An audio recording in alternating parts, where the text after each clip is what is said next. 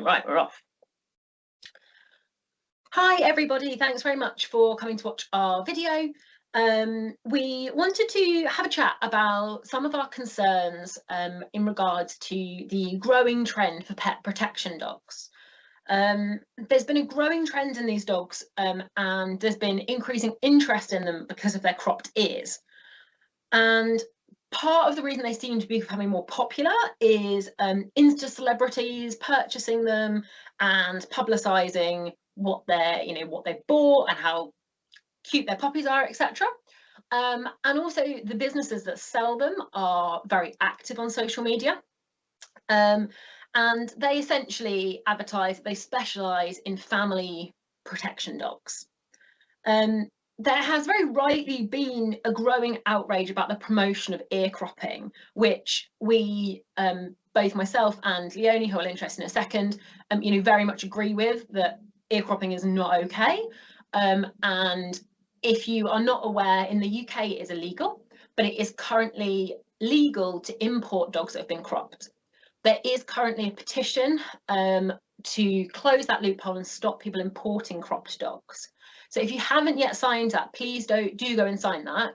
You can find more information about that on the British Veterinary Association's Instagram page, as well as the FOAL group, who are a legal group supporting that petition as well. So yes, this is we very much agree that ear cropping is wrong, but we feel that there are other concerns with these dogs that go beyond just their ears. And that's what we really wanted to have a chat about today.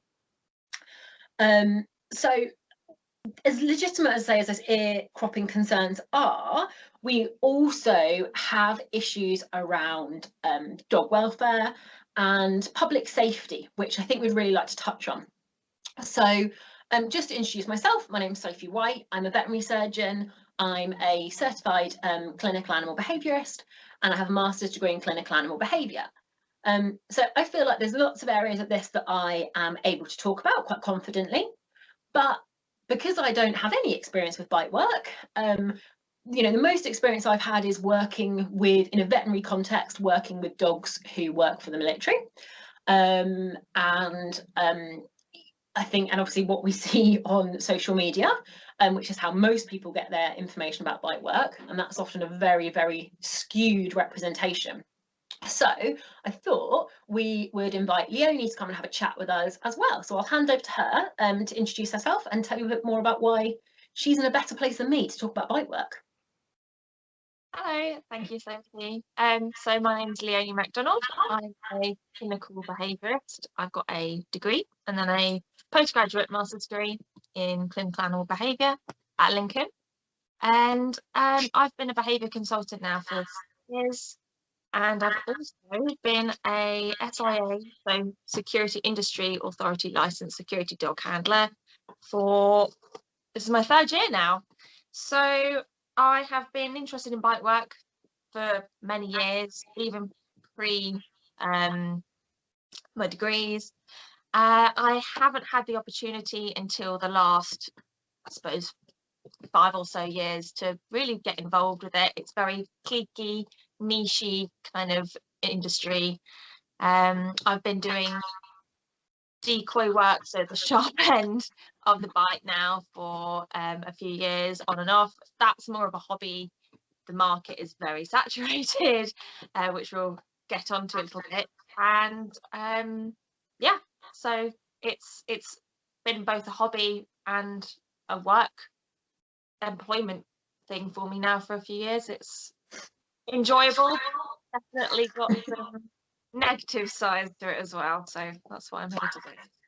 Super. And I think what's really important is that we are honest about the fact that you can't criticize things that you don't understand. You can't just watch videos on social media and be like, I don't like that, it doesn't look good, because that's not fair. You have to understand it to be able to critique it. And I think what's also worthwhile expressing now is, what this isn't. This is not anti-bite work, this discussion. It's not anti-people trying to make a business and sell dogs, although both of us do a fair bit with rescue background. We appreciate that people will buy dogs and people will sell dogs. but that needs to be done within the law and with, you know, optimum welfare. It's also some of the breeds we're going to have a chat about as well. This is certainly not anti any specific breeds. We're going to have probably a chat specifically about some of our concerns around the growing interest in heavy bull breeds within the protection industry. And as she very nicely demonstrated herself a minute ago, you can see that Leonie has a bull breed. One of my dogs is also of some bully origin, so it's definitely not anti those dogs, but it's having a discussion about why their role in protection work is a little bit more complex. And you know, we did try and approach some business owners within this industry to see if they wanted to answer some questions or partake. We approached the top 5 who we found on Instagram. So of the businesses we're going to discuss, essentially I just searched protection dogs on an Instagram and looked at those top 5 that came up. Only one of those got back to us, and they didn't feel comfortable partaking as they felt that we were already too biased about some aspects of their work, which, you know, I understand and I appreciate. They were very polite, but they chose not to partake, which is fine. But I think, you know, you can be biased in terms of things. For example, we don't agree with cropped ears, we don't agree with the use of positive punishment, and you can be biased, but I think you can still try and have an open mind to understand the other party's point of view. Yeah. So what we thought we'd start having a little bit of a chat about, I say, is what these businesses are showing on social media and on their websites, and that's all we can comment on. So this isn't to say that our concerns are true, it's to say that we can't find evidence that's publicly available to, you know, to answer our questions or to settle our concerns on these things. And really, I think if you're selling to the public, you should be providing ample evidence and information about the products that you're selling, and these companies often aren't.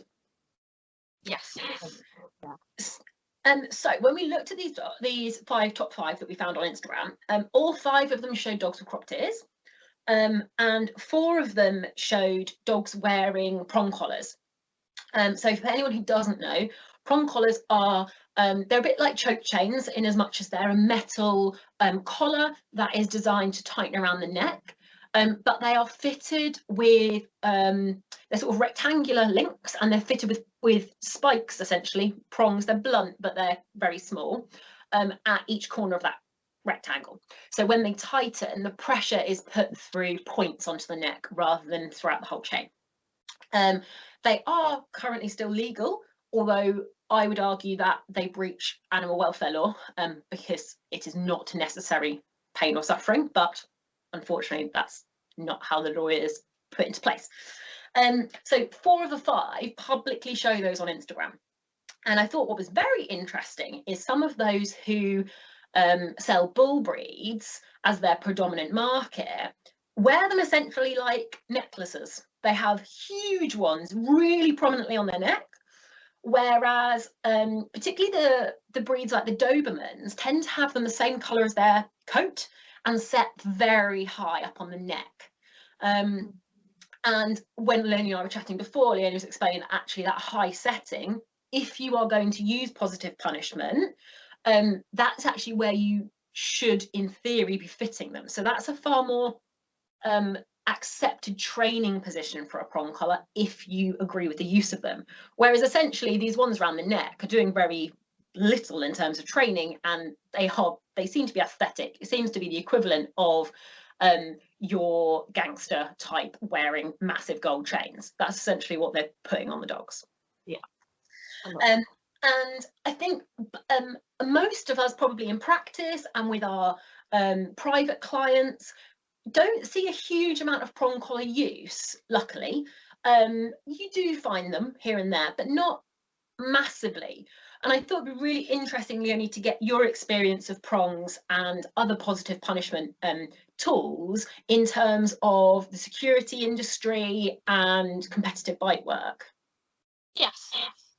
So I would say they are very predominant in bite work, at least on social media. They are something that you can't escape from.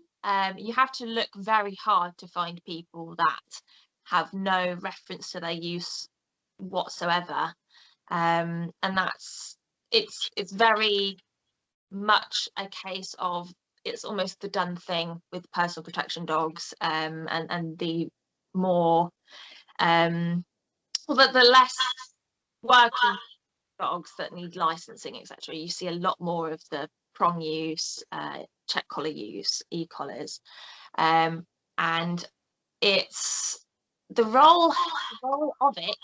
They are using a multitude of ways. Obviously, the primary function for most people and their use, even away from bite work, is a corrective tool. So the dog does something, you don't like it, and you are physically correcting the dog in some way with this collar. Usually quick pulls, but you do get people that do constant jabs like this, especially with things like prongs. So they're glamorized in some ways. Like you said, the bull breeds seem to have them in a very different way, and I feel there are justifications by the people that use them that bull breeds need them because they are potentially more stubborn, against these terms that people use to describe dogs that doesn't necessarily describe anything.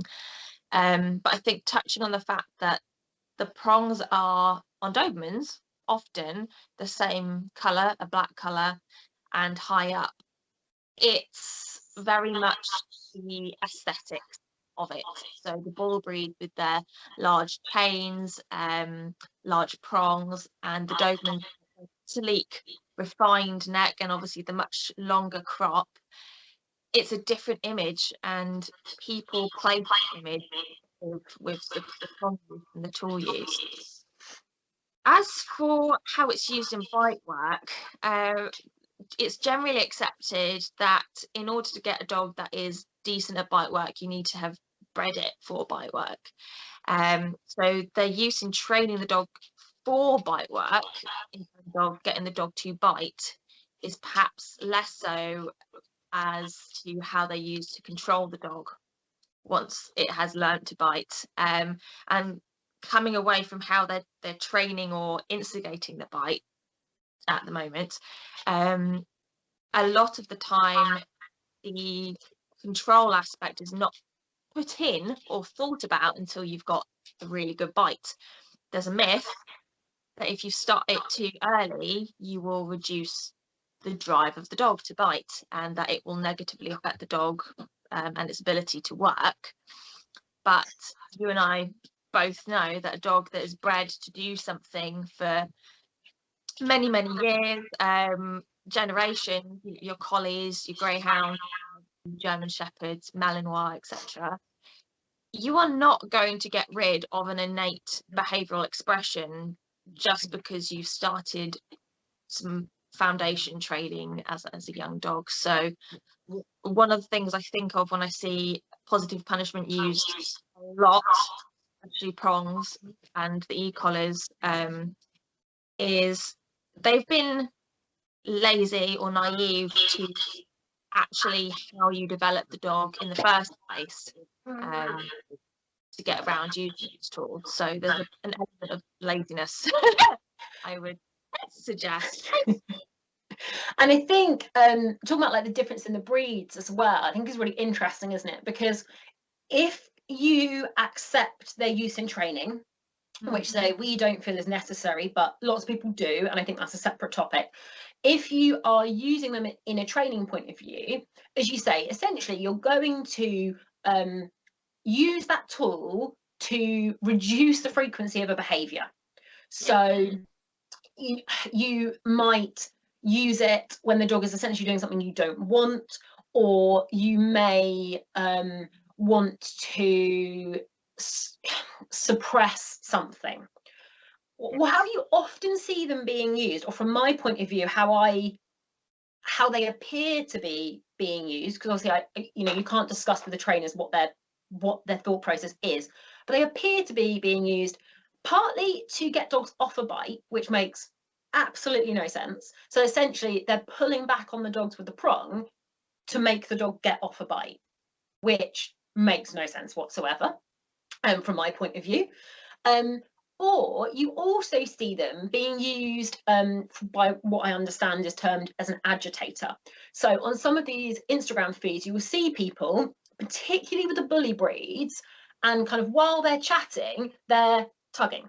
They're just basically jangling the prong on the dog's neck prior to the bite. And from what I understand, that seems to basically be pissing the dog off and trying to get them worked up so that they then have the arousal level to instigate a bite. And as you say, I think that's interesting that you see it more in the bull breeds, because if we look at the genetics, and we know genetics isn't the be all and end all, but particularly with this sort of work, certain breeds have been bred specifically for this job for centuries.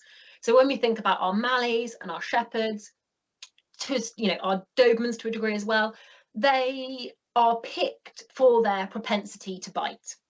And that the fact they like using their mouths, they like jumping up at people, all of these behaviours are what you breed into these dogs, because when they then naturally occur, you can start reinforcing them and shaping them and training them.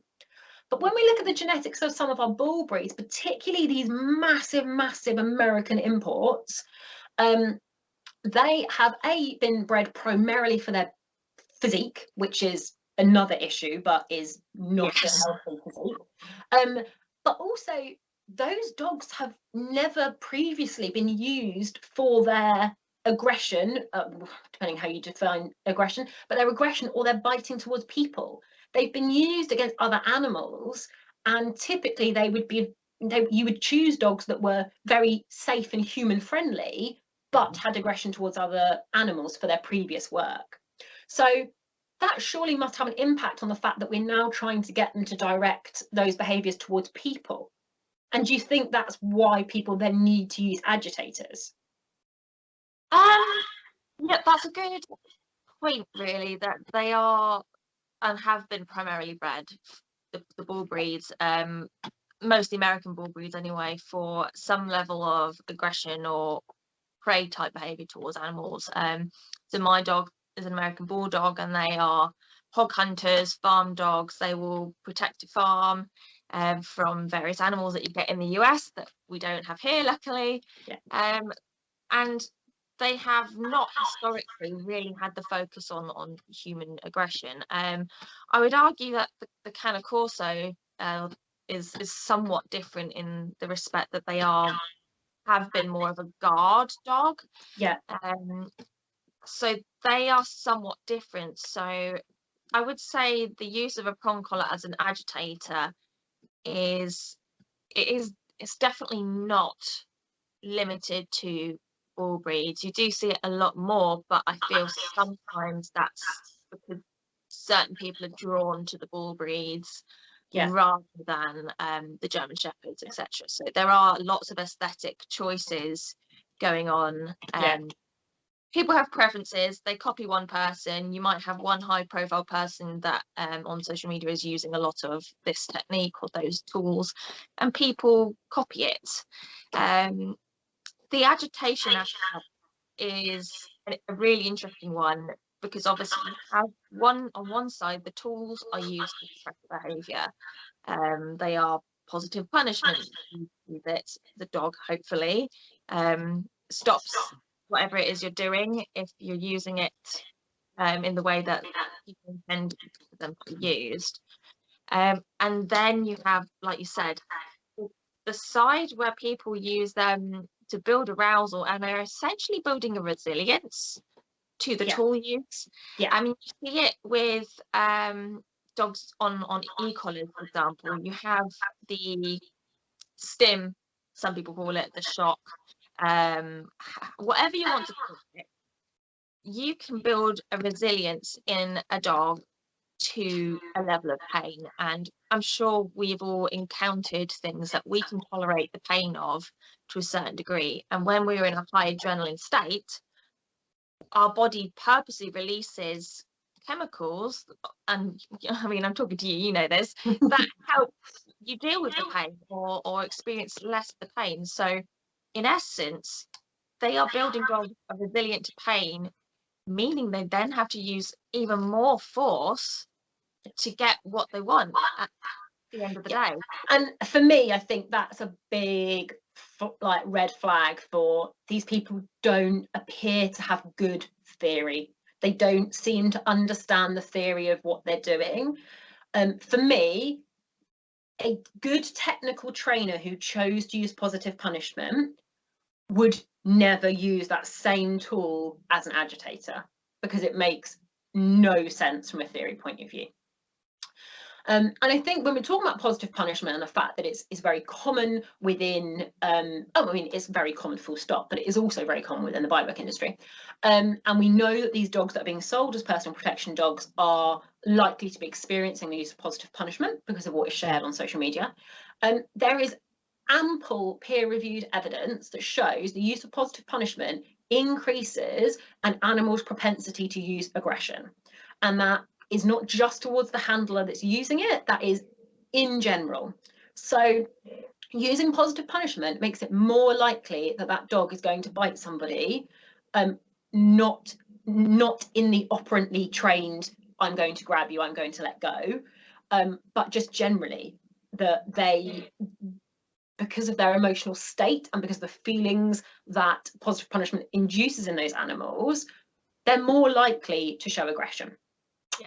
And that is obviously never a good thing, but that's a particularly worrying feature when you have dogs who have been trained for their bite power, their physical size. I mean, a lot of these dogs, when you watch, so I know Leonie mentioned decoys earlier. For anyone who doesn't realise what decoys are, they are the person that dresses in the big Michelin man suit and like waddles around and then gets nailed by dogs, basically. And if you watch, particularly if you watch people work on a sleeve, which is when you just have the padding on your arm, I've seen videos of not particularly big dogs, so like Mali type, they might be 30 kilo, take what look like very substantial, well-built men off their feet by just hitting their arm. Now, that is a very, very, very capable dog. And I think people sometimes lull themselves into a sense of security that even if their dog showed them aggression, they could win, which I think is insanity. If a dog is trying to bite you and it really means it, you are not going to win over those dogs. They can be seriously dangerous due to their physique. And that is no bad reflection on them, you know, that doesn't mean they're bad dogs by any means, but we need to make sure those dogs are as least likely to show aggression, and for us to, you know, reduce the risk of us coming into conflict with them because of the potential danger that they pose. Yes. Yeah, and I think one of the things that's quite interesting mentioning that is even in high level competition in bite work, you still get missed bites, which are bites that happen before the decoy has instigated it. The dogs are so riled up and driven to do it that even with years of training under their belt, they still make mistakes.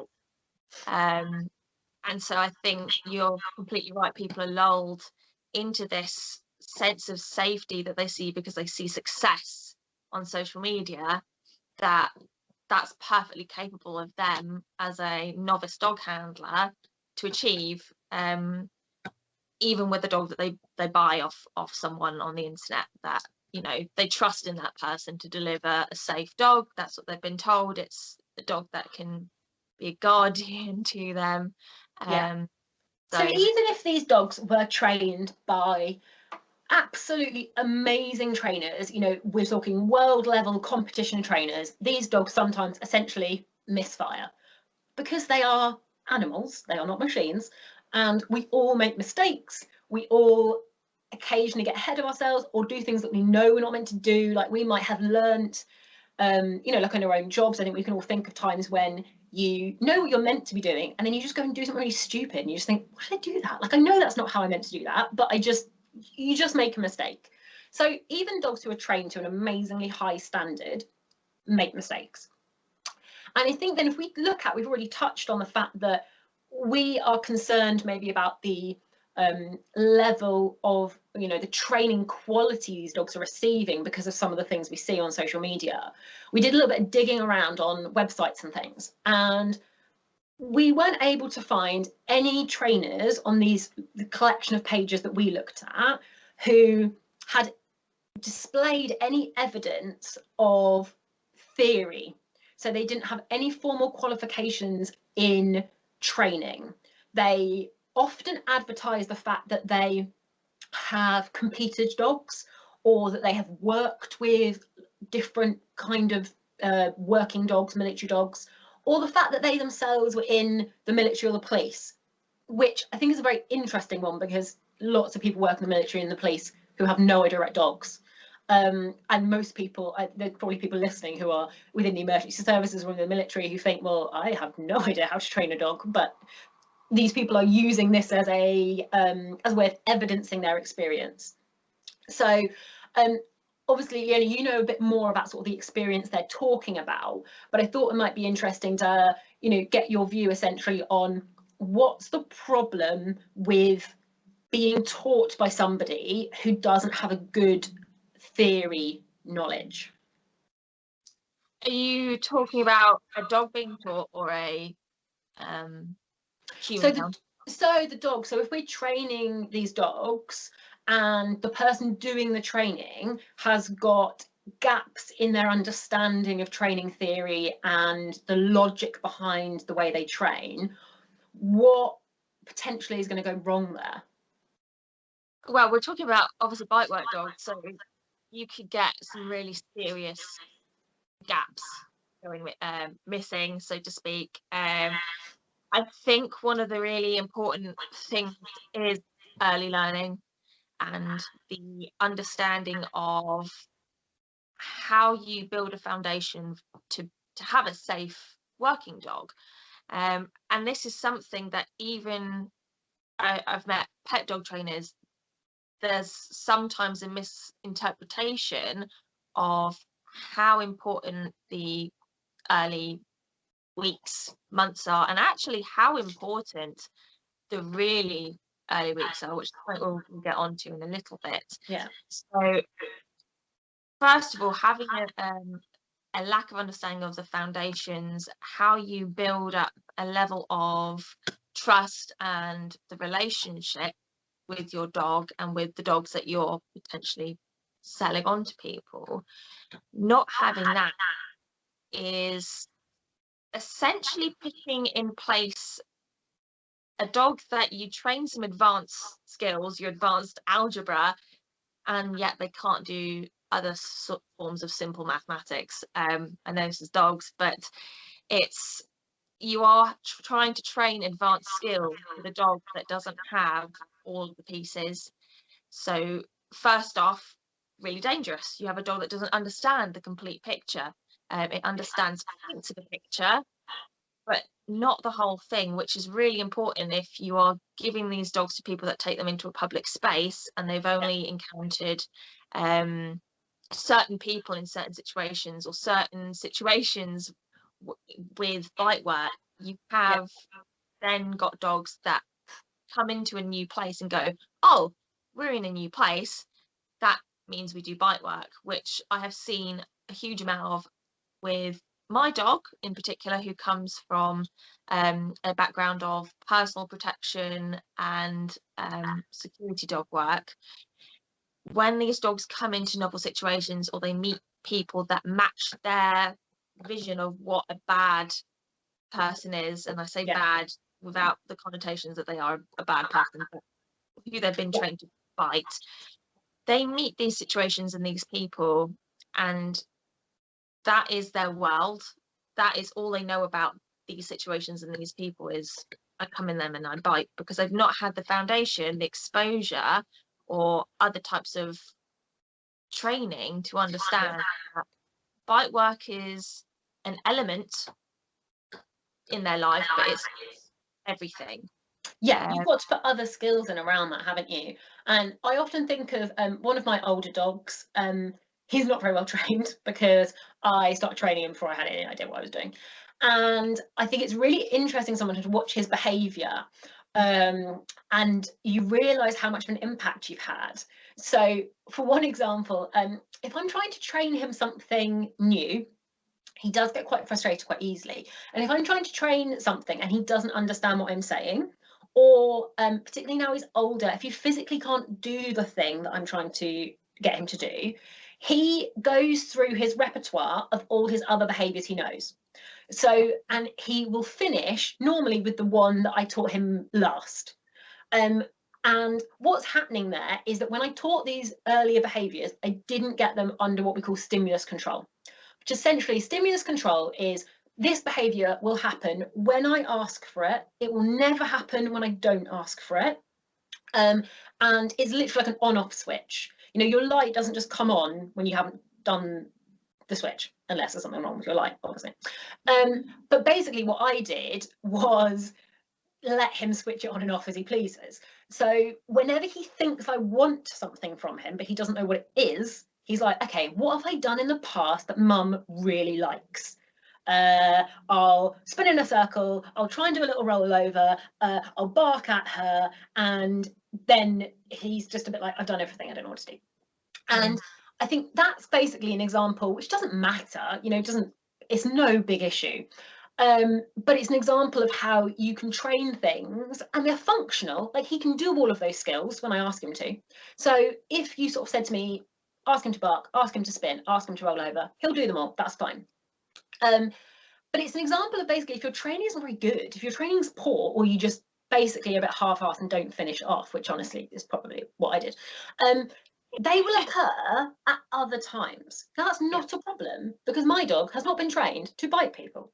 Whereas if you train your dog to bite somebody and you don't get it under good stimulus control and you're lazy or you don't really know, you know, the detail of what you're doing, that dog may well express those behaviours in other circumstances because it's got a reinforcement history for it. It knows that people like it.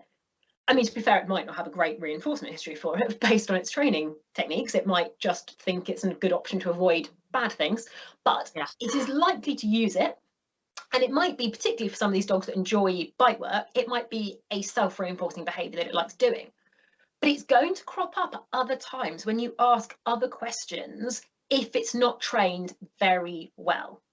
Yeah, that is absolutely true. And the proofing element is definitely missing for a lot of these dogs. I think part of the reason for that is the trainers, the decoys, often the same thing, themselves, they and the handlers that are involved, because not everyone in these businesses is a trainer or is a decoy. There are obviously people in there doing marketing and what have you. They themselves, everyone involved has got an investment in selling the dog, a lot of the time making the dog appear on social media in particular very impressive to your layman, your naive would-be purchaser.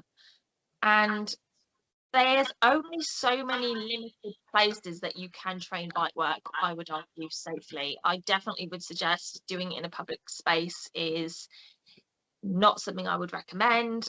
And it's what you mentioned about them going through a repertoire of what they know. So your dog in particular, my oldest dog is actually the same. Young age, I got him at 16, so I was very enthusiastic, but perhaps not as skilled as I would like to think that I could be now. So what I have seen with my shepherd and others is, if in doubt, bite. Because the reinforcement a bite gives a dog, even if the dog has negative emotional reaction to the bite work element, there is nothing that can compete with that level of reinforcement. And if you are worried about a person and you have been trained, if I'm worried about a person, I bite, you don't have any of the normal type of warning responses that your pet dog might have, because they have been ignored in your early stages, and the dog now goes, right, not comfortable, bite. Yeah. And then you have inclusion of the tools to stop the dog doing it, suppress it, and therefore kind of make it more unpredictable. And I found that particularly with my shepherd, the predictability of it, of how the dog interprets situations, reduces dramatically the more you rely on suppressive tools. Yeah. Because you don't have the proofing, you don't have also the relationship and the confidence to, as a dog, to employ other behaviours in these situations. Yeah, and I think you touched on something which I think would be really nice just to briefly discuss. And we do not know that this is a method used by these companies. There is no evidence of this. However, from discussions I've already had with Leonie, we know that this happens within the bite work community. And of course, there are other companies and other people selling dogs other than those we've looked at. So when if I was going to train bite work, which would not be a very good idea because I don't know enough about it, but if I was going to train bite work, I would basically start by rewarding the dog for holding something. Putting something in your mouth is good. Playing tug is good. Then we might start being like, okay, well, playing tug with something on my arm, that's good. Now we increase the distance and you've got to run and come onto it. We build it as a behaviour that is offered to gain access to rewards. Now, from my understanding, there are some people within the bite work, I don't like to say within the bite work community because they may not be accepted by the bite work community, but they are people who are training dogs to do bite work, who instead of doing that, they essentially scare the dogs into biting. And then you basically create an emotional bite. Now, when you speak to a lot of people who are more ethical and more experienced in their bite work, from my understanding is you don't want emotional biters, or certainly not negative emotional biters. That is why you get dogs who bite in situations they're not meant to be biting in, dogs who will not let go of bites because they're basically scared to let go. That's very, very different. That's essentially, yeah, just terrifying a dog into biting and then using that to go forwards, rather than teaching it as a completely separate skill that has the only emotional content to that is, wow, this is quite cool, this is fun, I get reinforcement. That's very different, isn't it? It is. It's very obvious, I would say, as well, when a dog has the high level of what is termed in bite work circles as the defense. So the defense being, rather than the prey, play, chase, I will grab you, you are fun, I will enjoy this sort of wrestling match. The defense side is more of a, okay, there's some pressure here and I'm going to balance that with my own response. There's a bit of a combat. And that could be very helpful to have a dog that is confident when it meets apprehension. Obviously, in true working dog, your police, military, and I guess your security dogs in some respect, though hopefully not. That can be useful, but you don't want a dog that the only reason that it bites is to get rid of the person or to feel safe. That dog should feel safe with its handler. That dog should be able to rely on the handler saying, right, okay, leave that person alone, we've spoken to them, we're going to move on.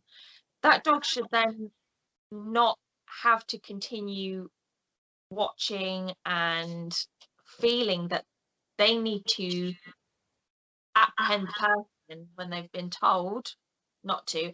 There is obviously a balance. If you have a police officer that said, okay, yeah, we're fine, we'll leave you there, and the person comes back, that's different. You want the level of emotion to be somewhat taken out so the dog isn't autonomous.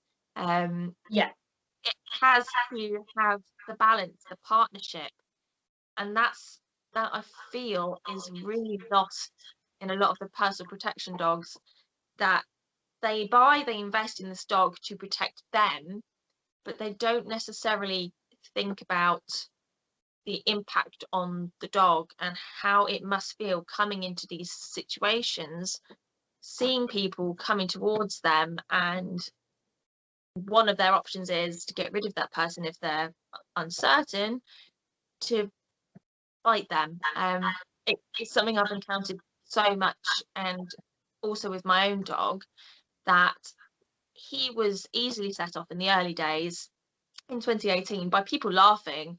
I remember one of the earliest times that I saw really what an issue he could be was there was a Sikh man across the road, an elderly man on crutches, and that picture for him, sticks, umbrellas, darker complexions, unusual features, those novelty aspects, the stick aspects, the appearance of people is really striking him emotionally, negatively. And it is much the same for a lot of dogs go through this. And that's not to say that these businesses operate in that manner, but on social media there is a huge amount of that style of training, of swiping towards the dogs, intimidating the dogs, and the dog's response is, okay, well, I guess I have to bite you.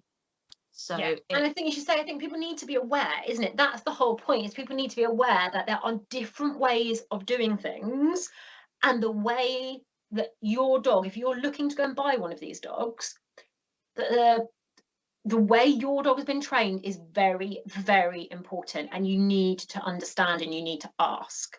And I think you raised quite a few really interesting points that we'll sort of pick through there. So one of them being that your dog should not be autonomous, because dogs do not understand the law. They do not understand social, the social etiquette, etc.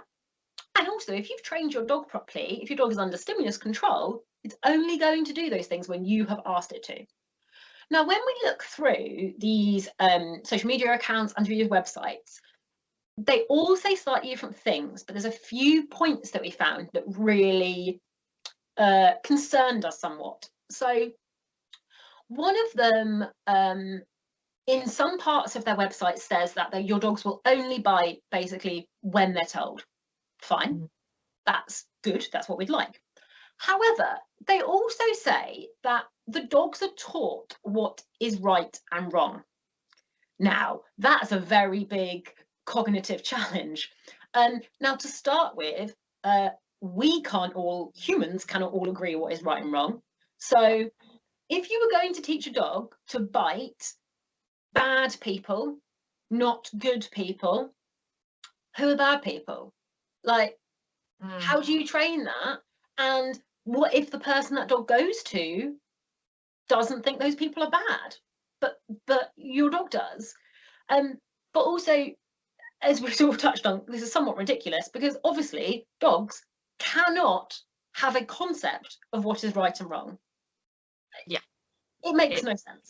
Really, yeah, it makes no sense. But I think it encourages people to put kind of moral meaning and onto the dog's behaviour, that the dogs understand what they're meant to do, they understand what's right and wrong, they've done something wrong, they're a bad dog. That is not a good attitude to have. And we also see lots of mentions of dogs as guardians, which you've touched on. And what does that mean? And I think there's lots of really mixed terminology on these pages, and some of the things we wanted to work onto, I think we'll come a little bit onto definitions in a minute, but one of the things that I think is really important, just finishing off the training side of things, is the experience of the owner. So your owner is now your owner and your handler.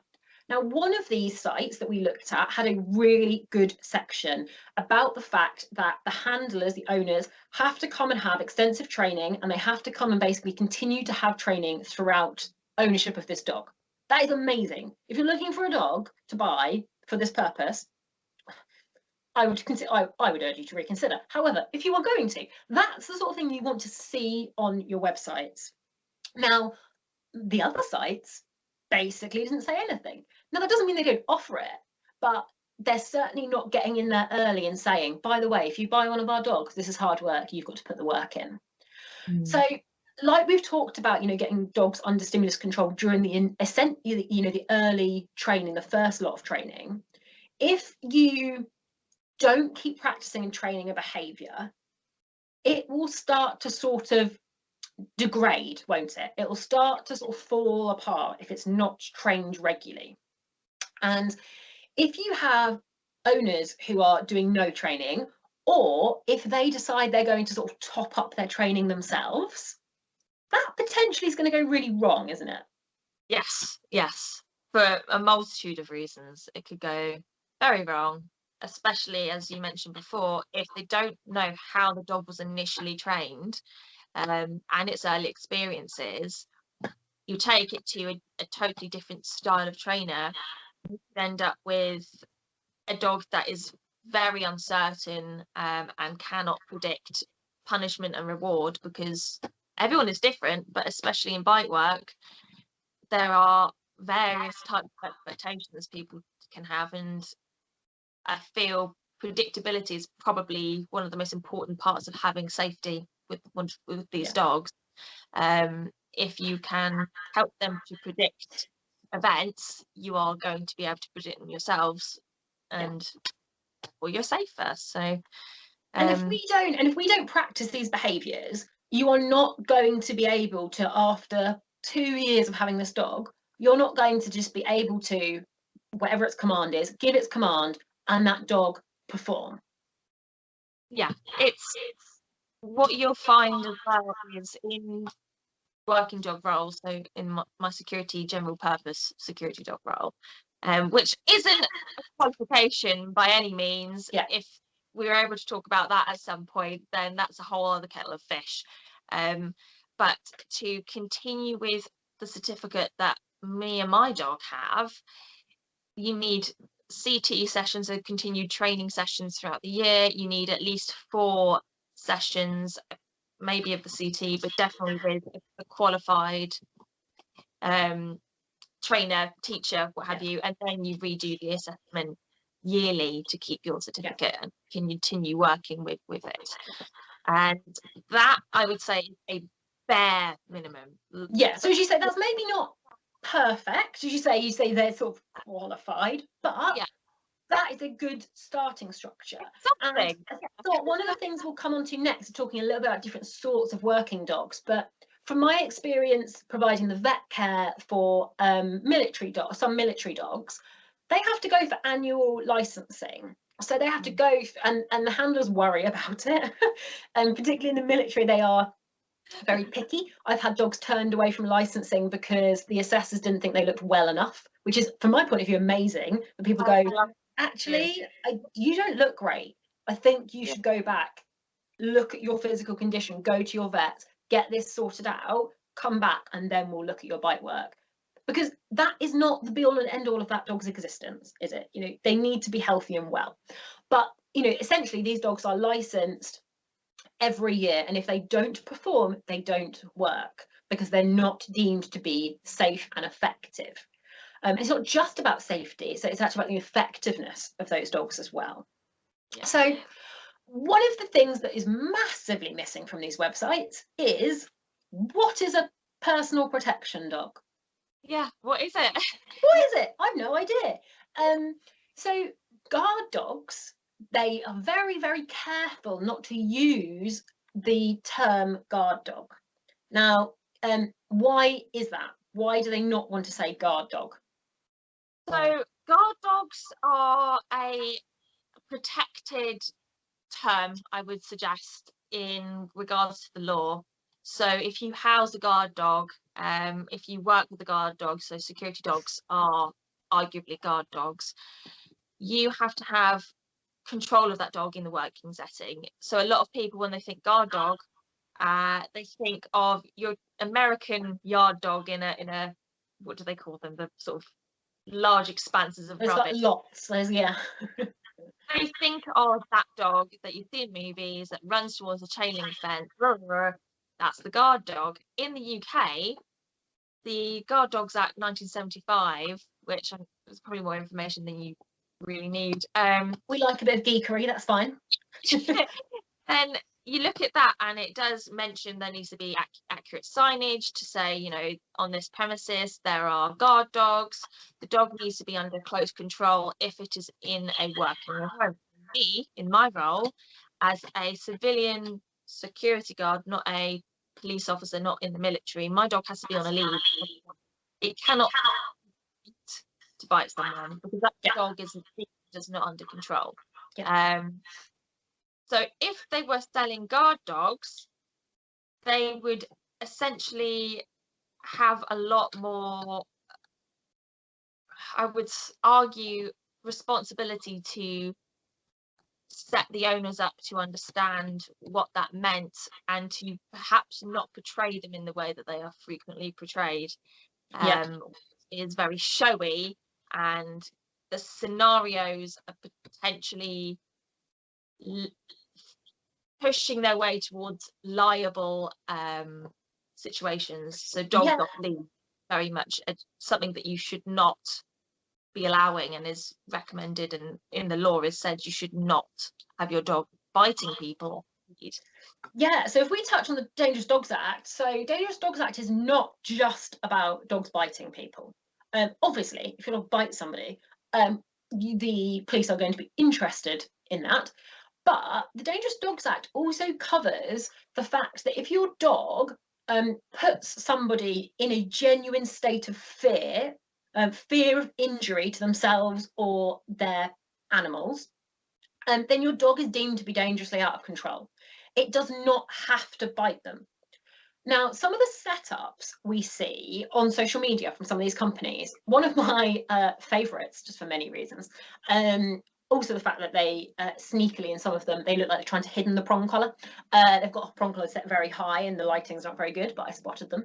There is a scene in a woods with a lady walking with her baby and her protection dog, and a man with his hood up walks towards them and is passing them. He's not walking directly at them. She perceives him as a threat. I would suggest she's maybe a little jumpy because he's just going for a walk in the woods. Her dog, I can't remember if her dog is on lead. I have to say at this point, I think it is on lead, but she basically, you don't see her cue it, but the inference is that she has asked her dog to do this. Her dog then, I don't know what the term is in bite work, but it displays, it starts barking in a sort of controlled, what is it called in bite work when they do that bark, where they kind of lift their head and bark? I mean, you call it in IPO the bark and hold.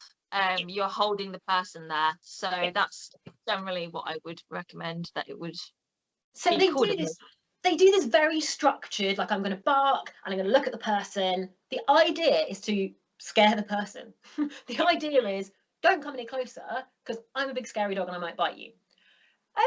I don't think that's okay. I don't think you can be using your dog to scare people away without a legitimate reason to be concerned about that person, because that, in my opinion, is getting very iffy in terms of the Dangerous Dogs Act. Yes, I would absolutely agree. In my role as a security dog handler, it's your real primary purpose is a visual deterrent. You don't want people to go onto the site that you're protecting or to go near the asset that you're protecting. So you are there as a way to say, hey, this site is guarded, please not come over, and these dogs are trained as guard dogs. You need the dog to indicate when it is a security dog. You need it to tell you, right, there's someone on site, let's go who it is. You want them to be able to tell you when you go searching for someone where the person is and indicate. I see absolutely no reason for a civilian person that is not a security dog handler to really require that. Potentially, if you have a plot of land and you hear something, your dog hears something inside the house, clip it on the lead and go, right, okay, where's this person? Are they in the tractor shed? Are they with the chickens? Is it just a fox? Hey, guys. And that is really the extent of it. But to go into a public place and your dog to be indicating on people, barking at them, essentially being, like you said, very scary, there is no need for that.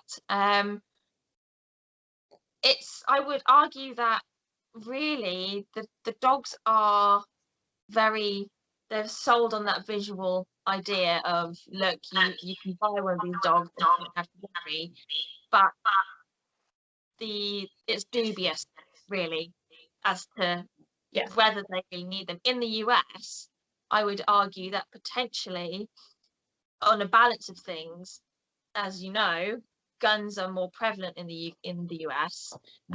So potentially you could argue maybe there is in the US more reason to have something that protects you, because you are more likely, potentially on the scale of things, to encounter a weapon, because that is what these dogs are now, is weapons. In the UK, you are significantly less likely to encounter someone that means you threat with a serious deadly weapon. And if you are, there are people whose jobs are to protect you. You could hire a bodyguard, or you could have a security dog handler come and patrol your land. There are people whose job that is. You don't need to get your own dog.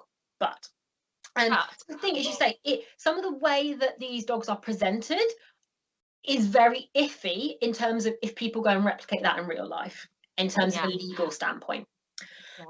Now, we touched before about what these dogs do is really poorly defined. So some of them do kind of touch around on it, and they kind of essentially say your dogs will bark at people, they'll try and warn them off, and then if you ask them to, they'll bite. And I thought it's just worth touching on, what the difference is. As you've said, your dogs are really not meant to be biting anybody. They are ideally, sorry, I'm just going to shrunk my screen and hope this is probably going to come up all over your recording. Sorry, everyone. Your dogs are ideally not meant to be biting anyone. That's not their job, essentially. So when we look at military dogs, so this is dogs that are still within sort of the bite work and protection bracket, we have those dogs whose job is to pursue a suspect and to basically detain them. So they will chase them down, they will grab them in a way that means that they've got a really solid hold, and they might try and pull them to the floor, for example, and keep them there until their handlers come and take over. Yes. So that is one setup. Then we also have dogs, now these dogs are rare, but we have dogs who maybe work in very specialist areas of the military and the police, who those dogs are trained not to detain people. Those dogs are trained to finish the job without their handlers needing to be involved. They are literally trained to use lethal force. Now, that is a very, very, very broad range of skills that dogs within the bite work bracket hold. So what are these dogs trained to do? I'm not suggesting they're trained to use lethal force. Hopefully that would be awful and ridiculous. No. But what are they trained to do? Because it doesn't tell us. It's very vague. Purposely so, I feel. Purposely so. As you say, because maybe if you were expecting your dog might use lethal force, then those dogs probably aren't trained to do that. But if we don't mention it, you might feel like they probably are. And so you might feel like you're getting more than you've really got. But also, you might be getting a lot more than you think you're getting. And when we think about the dogs that they're using, these dogs are picked and selected genetically because of their bite strength, their bite speed, their power. That makes them very good at doing jobs, but it also means the injuries are likely to be quite significant.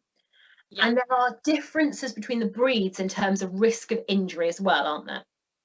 Yes, that's definitely an important point to discuss, is how the injuries come about, what the injuries are, and the breed differences. The way that different dogs bite is inherent, it's their expression.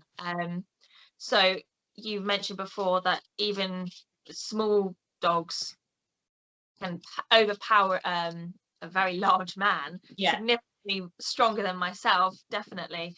And that is something that is selected for the power to push into and form a very deep bite. So they aim the back of the mouth, they dig in with the back of their sort of the molars at the rear, and that is a traumatic bite. But what you will find is that many of the shepherds, for example, there isn't a lot of to and fro. So they'll go in, they might have, if it's a very large German Shepherd, they could break your arm, they could definitely cause major fractures and bruising. But generally saying, the shepherding breeds are quite clean with their bites. You don't want toing and froing. What you find at the end of the spectrum is the bull breeds, and we know bull breeds, being bull breeds, bull baiting, they hang on, they tug, they rag, they have a very different expression of biting. So when they go onto an arm, a leg, any body part, they're going to hold and they're going to shake. Rottweilers rag. Dobermans very frequently are strong tuggers pushing against your body. So you are very likely, the larger dogs of certain breeds, to have life-changing injuries. And I don't even mean fractures. I mean, you could have real severe nerve damage. You could, I mean, even the shepherds give nerve damage, but such severe injuries that that person may never walk again. They might need amputation. And essentially, these dogs are capable of killing people. And one of the things that's really worrying is that these dogs are often advertised as being universally safe with children. So a big point on some of these pages is our dogs are really well socialized, they're super safe, they only ever bite when they're told to. That makes them safer. That's not my opinion, that's the opinion of the people who are selling them. They claim that because these dogs are bite work trained, they will not bite in other circumstances. Now, Leonie and I both actually disagree with that, but by the by, if you are selling something as being super safe, the impact that has on the consumer means that they are overly confident. They think this dog will never bite. Now, from my point of view, if I have an owner who thinks they're never going to be bitten, I'm very worried because they are not ready for it. They're not looking for the warning signs. They're not considering the risk and the danger of certain situations. Now, if we have these dogs who, when we look at bite scoring, so when you look at sort of like the Dunbar bite scale, dogs that bite to the back of their mouth are already well up there on the grading. The grading is designed, for those people who've never looked at these sort of scales, the grading is designed to give an idea of severity of injury and risk posed. If you bite to the back of your mouth, you're dangerous. I mean, all dogs that bite are potentially dangerous, obviously. I mean, all dogs potentially can bite. That's why dogs have an inherent danger to them. But if we're training dogs to bite to the back of the mouth, and we're using dogs that have huge, huge physical strength and capacity, we're then potentially using dogs that rag. And in my opinion, I think dogs that rag, when they do that in like a prey setting, like we mentioned, bull breeds are often prey related, they hunt animals, they rag to try and kill the object they've got. You know, ragging has a high risk of huge tissue trauma, as well as actually breaking necks, backs, etc. by shaking. That's so when you see animals catch things in the wild and stuff, that's essentially what they do. Now, are they sure those dogs are never, ever, ever going to bite a child? Because I would suggest that the risk if they do bite that child is enormous. And that is not to say that these dogs should never, ever be around children. I certainly have known working dogs from sort of the military or the police who go home and spend time with their handlers' families. But those dogs are being carefully supervised by someone who understands their behaviour, who understands their risk, not by somebody who believes their dog is never going to hurt anybody. Yeah, it is scary. Yeah, definitely. And I think, you know, again that difference in breed. I mean, if I was going to pick, I would not pick to be bitten by a bully. I have been bitten. They are strong dogs. I mean, obviously you've seen Lula, my bulldog. Her head is huge. To have that clamped onto any part of you and ragging and pulling and dragging you would be horrendous. So it goes without saying that a dog that's trained to bite and being around children, there has to be huge levels of supervision, and huge understanding of that dog's limitations, their warning signs, and I feel that, and this is something we mentioned before, when you're looking at the training perspective and the foundations, you see that unfortunately some of the trainers of these dogs are lacking an understanding of even some of the more basic ear and tail positions, calm and submissive being something that springs to mind, with ears back, tail down. And unfortunately, you and I both know that those can be really important indicators that a dog is not happy. If they're being advised that these dogs are safe and they're being advised about body language in a way that is incorrect, or at least not a great interpretation of it, they are not going to be as safe as they're being advertised. And the advertising part of it is so important for these companies. It's definitely... It's about being informed, isn't it? This isn't supposed to be scaring people about dogs, but it's accepting that, generally speaking, in the UK we have a problem with dog bites, and the public do not seem to understand the risk of dog bites, and they don't seem to be able to implement safety strategies to reduce the risk of dog bites. We know that looking at dog bite numbers, and that's really sad for everybody involved. And this certainly isn't a character defamation of dogs. It's not their fault at all. But if people are not set up with realistic expectations, things are going to go wrong. And where you were mentioning about sort of that early life experience, lots of these companies mention it, which is great. They seem to understand that, in theory, the importance. They say that a lot of these dogs are raised in part of the family, they get used to being around children. That's fantastic. However, these dogs, a lot of them are also imported. Now, you cannot legally import a dog. The absolute minimum age of that dog, if it's been legally imported, will be 15 weeks when it reaches them. There is no mention of what that dog's life has been like before they get it. It's broadly accepted that sort of the socialization window, so your optimum time for socialization, starts to kind of draw to a close around 16 weeks. Of course, you can learn lots of positive things after that, but before that, it's much easier. Now, that's cutting it pretty fine. You've given yourselves maybe a few days before you get to the end of that classic period.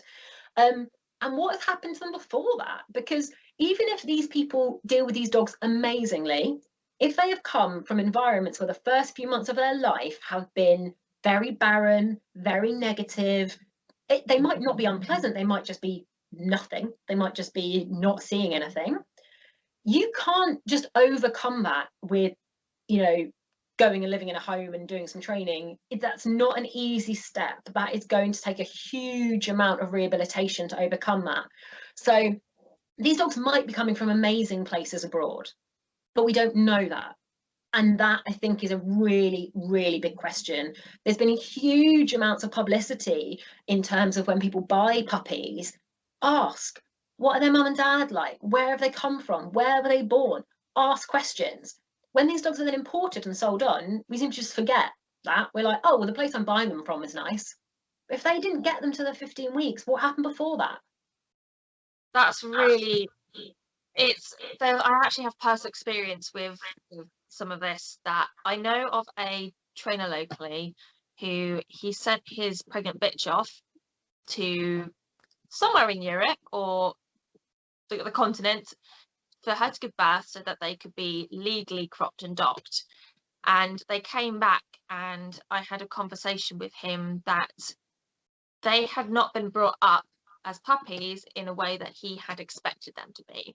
So watching the videos of these puppies, they were definitely more on the uncertain side, and these are dogs that had been bred specifically to go into the personal protection world. And I see them now as 2-year-old dogs, and they still have the hallmarks of dogs that are not certain. So you can look at the bite work and you see very, very dilated pupils, see a lot of teeth, which is often with bite work dogs indicative of a dog that isn't confident.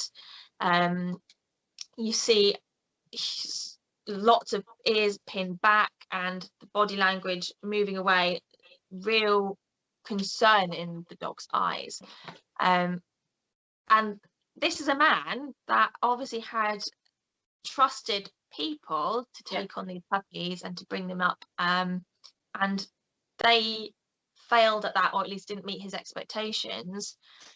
So it's much the same with those companies that are importing dogs. Yes, they may be trusting those companies, but how do they know that they are really being delivered, or do they know that anything, or do they care that anything is being done with these puppies in early life?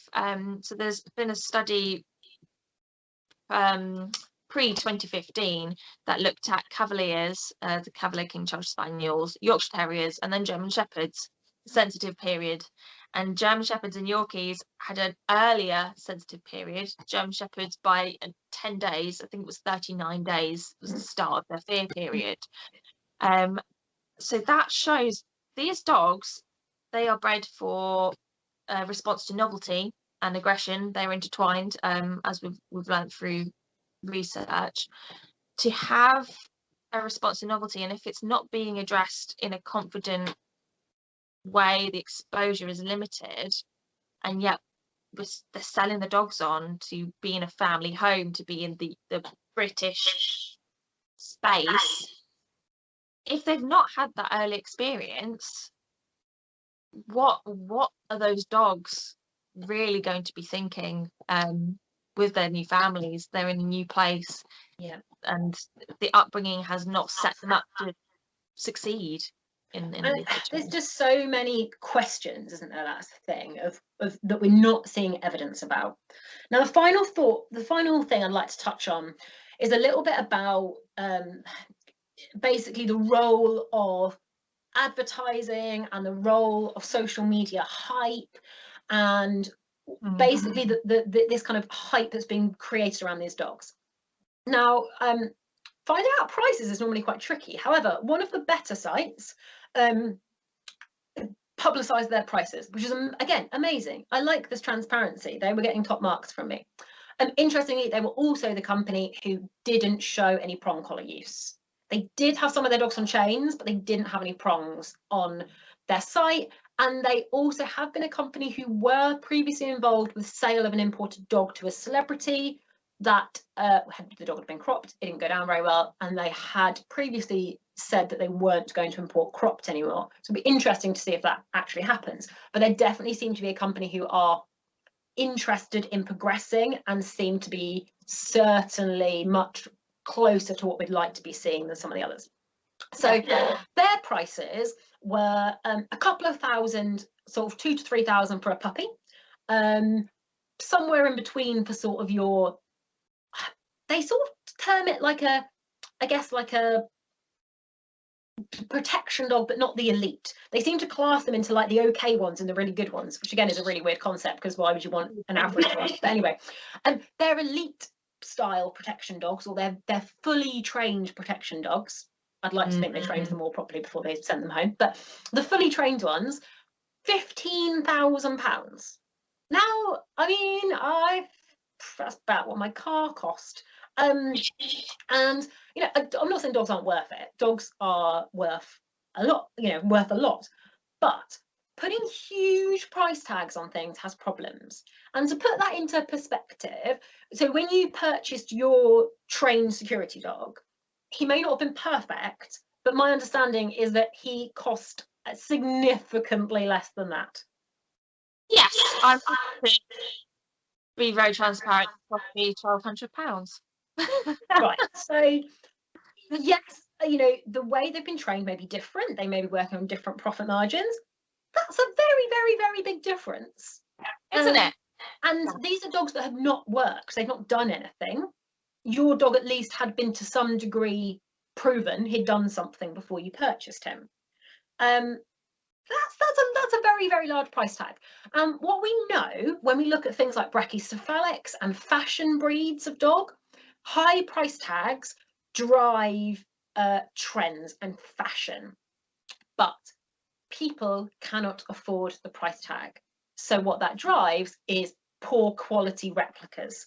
That drives puppy mills with terrible welfare, and our brackies that have increasingly prevalent genetic conditions and problems. And that is obviously really, really bad. So when we see these dogs who are cropped, and this is an issue that's been raised with ear cropping, is that dogs that are imported legally cropped in a professional way, that may be better for their welfare, arguably, but not everyone can afford that. That's going to drive an increase in illegal cropping of dogs in someone's dirty garage for a cheaper price. Yeah. And if people cannot afford £15,000 for a dog, and particularly if we think about the sort of people who may need protecting, some of them are not going to be having £15,000 going spare, and they may be looking for cheaper options, and that's not good. No, in no way that we look at it is it good. I've had myself, because I've shown an interest in bite work on my social media, on my website briefly, I mentioned it. I have had quite a number of requests within the last few months asking for people with usually Malinois, but also Cane Corsos. Can you train my dog to be a protection dog, a personal protection dog? And my response for each of these people has been no, because I cannot guarantee how they will use that dog. I don't have yet, I feel, my own experience in place to say, yes, we can do that safely, or at least do it in the hobby. And the grey area around really the legalities of it is, it's driven me to say no. But the people coming towards me have obviously seen on social media that this is an option, but the price tag for the dogs, like you mentioned, is not an option for them. So how can they go about doing it? And they will source dogs from all different locations, all sorts of different backgrounds, dogs that are perhaps not bred for it, dogs that really have not had the upbringing even in the UK that would make them, make them safe prospects, and yet they feel that they can achieve that same type of training or level of training that they see. And they say that's that's putting the dogs at risk, it's putting people at risk. But also I think you touched on something really important there, which is still a very grey area in the law, but essentially these dogs are being weaponized. And how are people using them? What are they doing with them? And should we be encouraging that? I think there's a lot of parallels to draw between bite work and firearms. So, firearms in the UK are used within certain professions. They are also used recreationally, but if they're used recreationally, that's under strict rules. You have to have licenses. You can only use them in certain places. You have to store them properly to make sure they don't get into the wrong hands. And that's okay. Some people are anti them, that's fine. Some people are very pro, fine. But we accept that you have to work within the law to make sure everyone's kept safe. So how come we are weaponizing dogs and not putting any limitations in place? Yeah, it is worrying, very worrying. Obviously, the both of us, we know guns. My partner is very interested in recreational use, and it is, as you said, a hugely regulated and restricted industry. There is no way, and also the ramifications of having an accident, or there being something that you do even slightly small incorrectly, the ramifications for that are huge. And yet I would argue that in many ways the dogs are more dangerous, because they are, as we said, their own beings. They can be autonomous. They make decisions based on learning history, reinforcement history, punishing history. They're not safe unless you have huge advanced training, and even then obviously you can argue that really are they ever truly safe around children especially. So I feel the fashion and the trend has snowballed so quickly that those in the law and behind or in front of the closed doors, they cannot see what is happening. I have been involved in bite work for years. I've been watching and participating for a good number, and the events that I have been to, the styles of training, the methods, you don't see those even on social media. Some of these things, they are not widely shared. You have to be invited on to know, oh, watch out, to know about them, to go to them. So I feel like I said, it's snowballed to this point that now it's so popular. What can we do to... Yeah, and that popularity is based on the bits they want us to see. It's not based on reality. It's based on what you see on social media, which is somebody's choice of best bits. And that's not the whole reality. And as we said at the beginning, this is not anti-bite work. You know, there are people who are very pro firearms who still believe that they should be licensed, that you should only be able to use them in certain situations, etc., etc. Now, I say we're not saying people shouldn't be allowed to use bite work, but I think what would be, from my point of view, what would be amazing was if, you know, every dog that did bite work as a profession was licensed, and that clubs to practice recreational bite work had some degree of control and supervision. Something you had to prove you were responsible and that you were capable to be running this in a recreational fashion. Yes, it's such a huge expanse of content.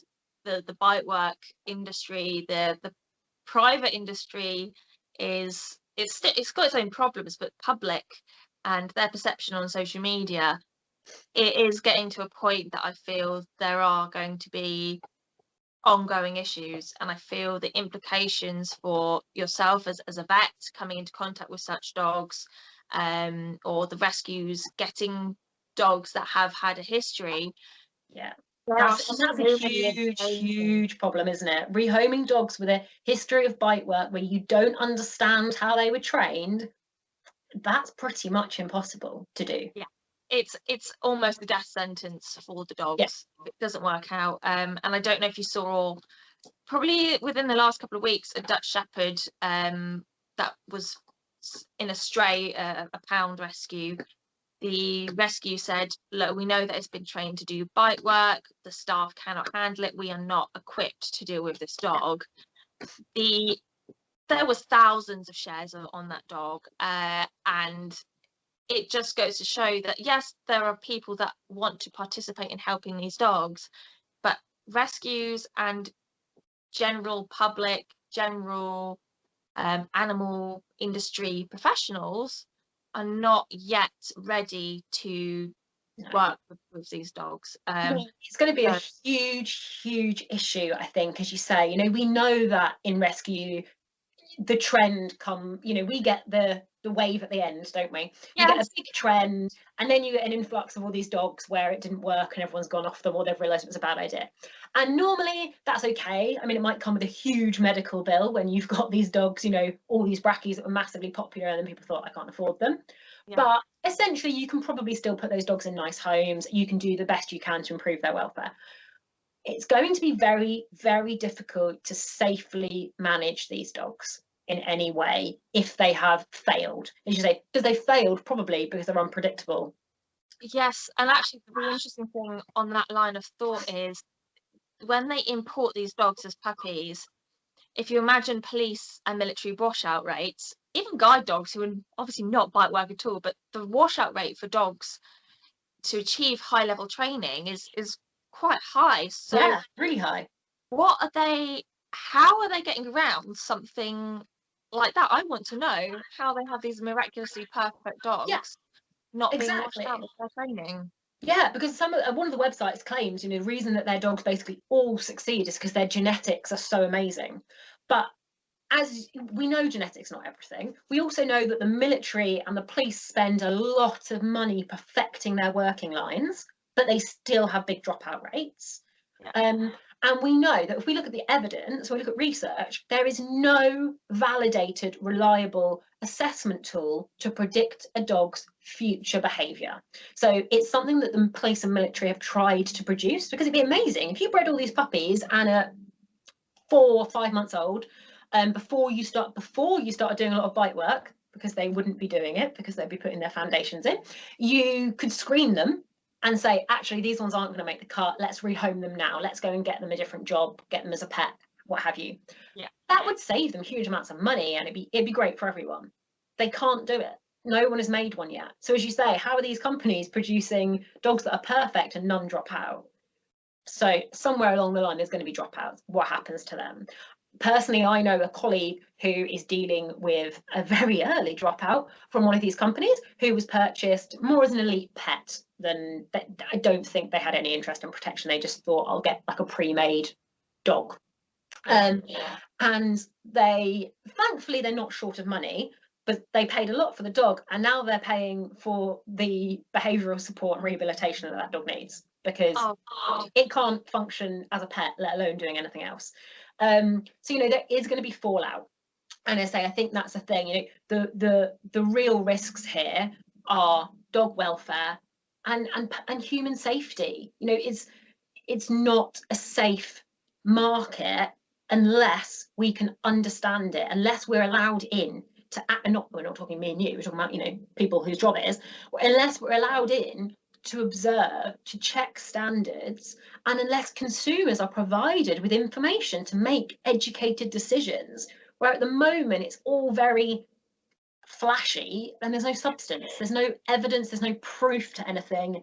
It's, I say I'm a really amazing trainer, I say my dogs are amazing, I say my dogs are safe, I'll have a lot of money for my dog, thank you. Yeah.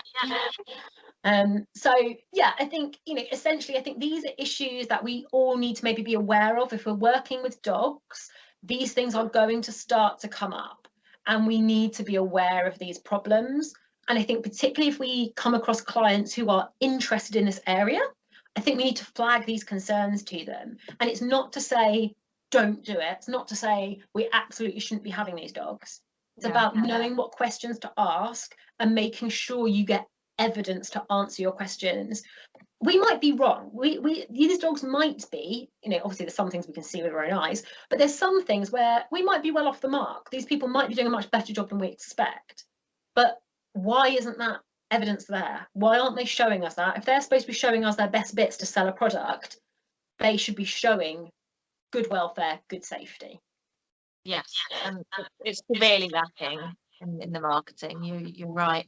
So that it needs to be addressed, and I feel it goes in so nicely with the cropping and docking debate, especially with the smoke screen that importing dogs brings in. How are dogs that are being imported, how are dogs that are being sold for vast amounts of money, they are being marketed in ways that takes advantage of the naive purchaser, and it's a bad thing for dogs and people all round. Exactly, it's not fair on them. And I say this is not to criticise people that are purchasing them, because you say many of them don't know better because their information is coming from social media. And at the moment, although I know you've done a couple of talks recently, at the moment there aren't that many vocal people on social media who are questioning things and are actually trying to give clients and consumers the worst case scenario. And that's the thing, this is the worst case scenario, and it might not be that bad, but it might be. And if it is, you need to know that, and you don't want to be buying into that market.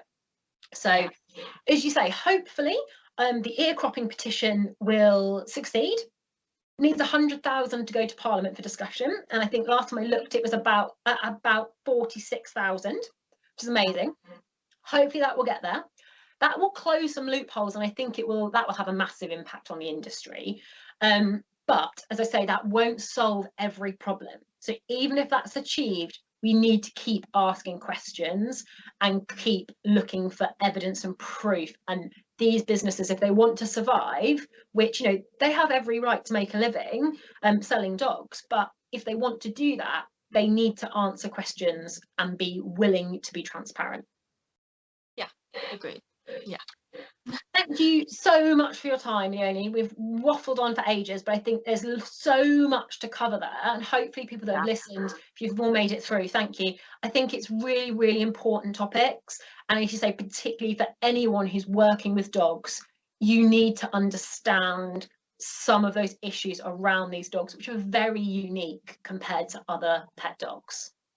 Yes, I would say definitely they have their own issues, and especially depending on how they've been trained, they will have some very unique problems to manage and deal with. So yeah, thank you everyone for listening.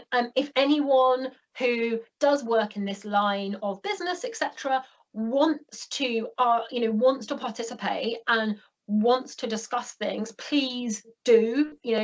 Everyone is open to participation, and I think this is about education, not like alienation. There's no point saying I don't want to talk to anyone who sells protection dogs. That doesn't help anybody.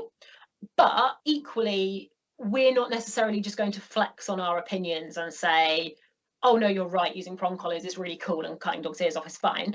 And those things aren't okay, but that doesn't mean we can't have a civil discussion about other aspects.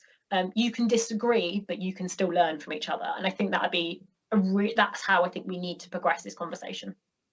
Agreed. Yeah, let's keep learning, not close. Yeah, exactly. Thank you so much, everybody. Leonie, thank you very much for your time. And we'll leave it there. So see you later, guys. I will turn off our recording.